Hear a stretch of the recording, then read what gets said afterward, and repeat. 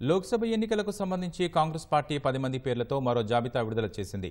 ఢిల్లీ ఈశాన్యంలో భాజపా తరపున బరిలో ఉన్న ఆ పార్టీ సీనియర్ నేత మనోజ్ తివారీపై జేఎన్యూ విద్యార్థి సంఘం మాజీ అధ్యక్షుడు కన్నయ్య కుమార్ను కాంగ్రెస్ పోటీకి దించింది.